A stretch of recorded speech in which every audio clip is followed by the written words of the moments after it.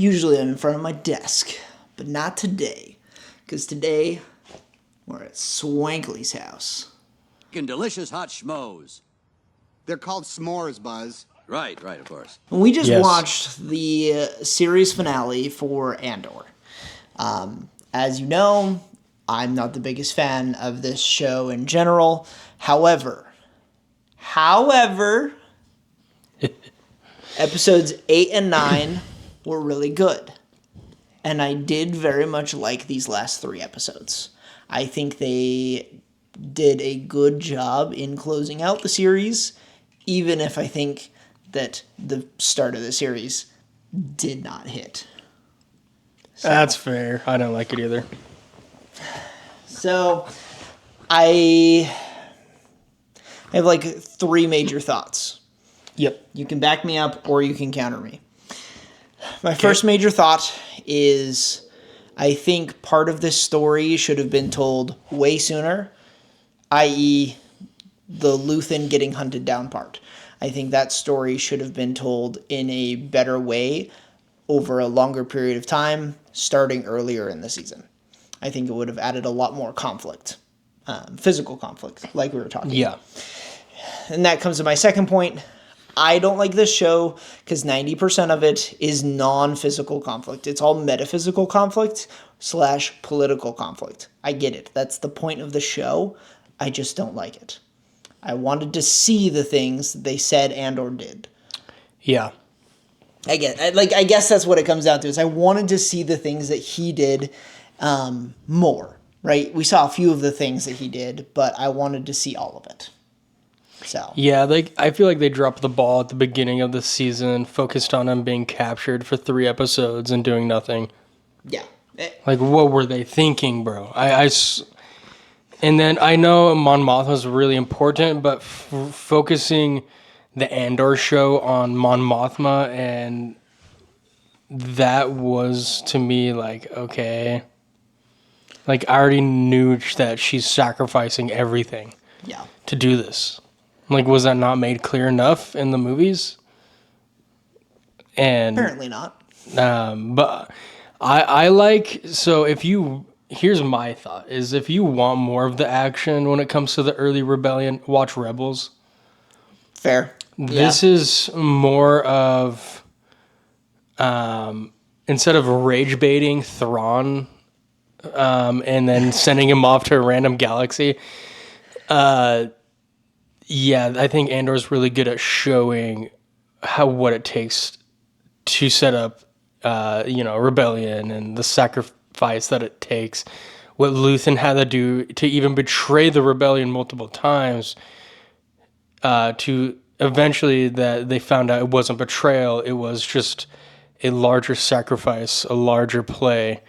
And in the moment, everyone hated him. But they didn't know they were just like him. And we see a lot of that with these last few, is that everyone was like Luthen, as radical as he can be. You have to take those sacrifices. You have to sacrifice your life for the cause and, kind of put your head down and do what's necessary. And I kind of like seeing a lot of more of what the Empire is affecting, like how the Empire affects people, instead of constantly seeing stormtroopers everywhere. We just saw the ISB go insane because of like 3 people. Very true. There was a lot less of that, of the stormtroopers, and a lot more of the gritty, what the Empire's really doing to the public, what the rebellion's doing to get around it. And it's not easy, but the sacrifices are done, and I thought that was great. I like the grittiness of it, and how real it looks and feels, to kind of what it's like to live in that situation, specifically Coruscant. And we saw Coruscant was like dying. Pretty much everyone looked really poor on Coruscant, which is not normal for the upper levels, right? They're all usually rich. Nope, everything was run down and everyone was poor and kind of keeping to themselves. And I think it's a cool way to show something, which is fine. I think Andor did it fine. I don't think we need it anymore, right? We don't need this anymore, but I think they did it well. And I like the space wizards, so, you jump into the main Star Wars movies, right? That's what you want That's if you want fair. the action. Yeah. So, And I think that's why I don't know. I guess I have a little bit of jadedness because my favorite Star Wars movie is Rogue One. yeah. So I think that does jade me a little bit because I know who Andor is and what he can be capable of, and like the show just doesn't do it for me. But It that's makes just- sense because the movie is more focused on that. It is on Now like the a singular rebellion, conflict. yeah. Now so- the rebellion is truly more of an issue for the Empire all Yeah. of a sudden, which we only see in the finale, which all the ISB agents just start falling into insanity. Director Krennic is just like menacing. very scary, and Yeah. they all know they're dead, so they just kill themselves or they're locked away to go insane, right? Mm-hmm. And so the ISB falls, which is like due to Luthen, which is hilarious. It's like It kind of is, very Luthen that much so. did that. But yeah, this is just like, there's all these little dominoes that have to like be set up and then tipped over, and then you get to the cooler, grittier, true fight, which is Rogue One. That's like what you like, which we saw with the massacre, the Gorman massacre. Yeah, exactly. Like I said, I like episodes 8, 9, and honestly, I do like these last. Even 3 episodes. 11, like- with the stormtroopers, like, just rushing in. Yeah, like I love all of those moments, and I think it's Yeah. I will not knock Andor for its visual prowess. It is 100% the best piece of content that Disney Plus has probably ever put out. Yeah. And I applaud them for that, and I appreciate it because it does look very good. Not quite as good as Rogue One, but it looks really good. It's pretty close. It's pretty It's close. pretty close. They did good for a But show. I think my last thing that that is just a really important point that I guess, again, coming from somebody who loves Rogue One, and part of it's tied to my first point of I wish we saw more of what Andor did. Yeah. I wish we saw more of what Andor did with K2. I love the K2 stuff that we get in this season, in these last 3 episodes. That scene inside the apartment complex is awesome. they have a relationship built up, because this is a year after Yeah. they And so there's a reprogram him. relationship that's Yeah. already built that I feel like we miss out on a little bit, but that's just a personal thing that I wish I got to see. And unfortunately I didn't. But it's fine. I think eventually maybe they did this so they could keep milking the cow, the Andor goat. They could keep just getting content out, because now there's all of a sudden 3 years of untold stuff that Andor could have been doing. Which is funny because this show was originally supposed to be 5 seasons long. I'm kind of glad it isn't. I think So- they did it great. Specifically the latter half, but again, why is the first half of the Andor show about Andor being locked up and Mon Mothma having issues selling her child for rebel money? I don't understand. Why do we need this in a freaking Andor show? I want more. I agree with you. I wanted more Andor. Yeah. What is he doing with the TIE fighter? All of a sudden it's gone. The one TIE Avenger, gone. Yeah, and it's never mentioned again. Nope. I just realized something. Do you remember what the final arc of Andor season 1 is?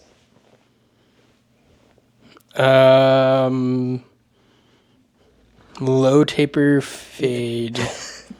The last arc of season 1 is when Andor breaks out of prison. Oh, right. Yeah, he was in prison, and then he breaks out, and then And then only the next one time of the we see dudes him- joins him. And then the next time we see Andor, he steals something and then is locked away for 3 episodes. You know, I wonder if I have a theory. I wonder if he met up with Ghost Squadron at some point, and they were like, the Ghost Squad, and they're like, here's how we've been breaking in and rage baiting the Empire. We've been pretending to be them. And this is what he did. He pretended to be a pilot. He got in somehow, Yeah. pretend to be a pilot, which Andor- they do all of the time. And then Andor stole the one TIE Avenger ever made somehow, and then it despawned at some point. But Yeah. and then he instantaneously got caught by some wild people, on Yavin, I guess. I don't understand. What was that? I think that was a bad decision. Yeah. But I think you bring up a really interesting point that Andor as a character, his specialty, and we do see it a little bit in this show, yeah, is espionage, right? He pretends to be somebody, he breaks into somewhere or finds his way into a place to then cause a problem. We see him do that, I believe, twice in this show. We see him do it with the TIE Avenger at the very beginning, and we see him do it on Gorman when he's trying to gather intel. Yep. And then he finds out the Empire's doing sus things.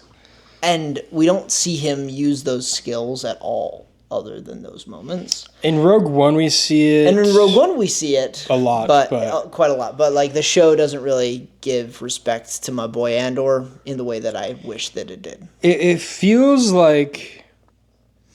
So the show's great and all, but it's weird. It feels like it's hollow. I liked it, half, 50% of it I like, of course. Yeah. But it feels so hollow to me that, things are happening, but, not, and then all of a sudden Luthen dies. The depth, And you're like... I think the depth Okay, that bro. they try to put into the show just falls short. Which is, I guess it makes sense that it's hard to do that in such short time periods. But it's just interesting that, Luthen, by the way, the Imperial contact says that the ISB is going to come hunt you down. Next scene, ISB comes in and he's just like, oh, hey, what's up?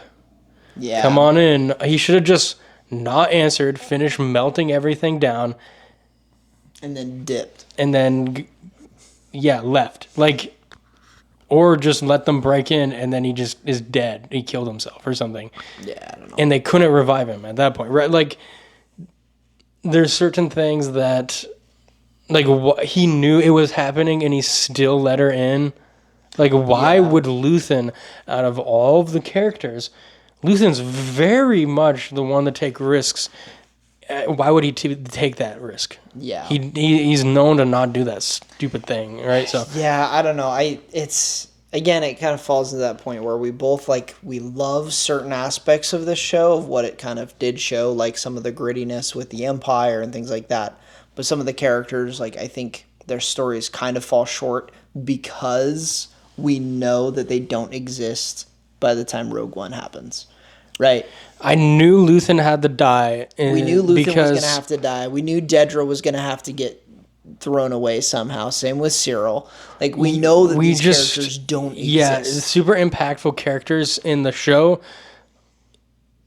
either get killed somehow, or all of a sudden Mon Mothma's like, I know you're really impactful at some point, and you worked really closely with one of the main reasons for a rebellion, Luthen.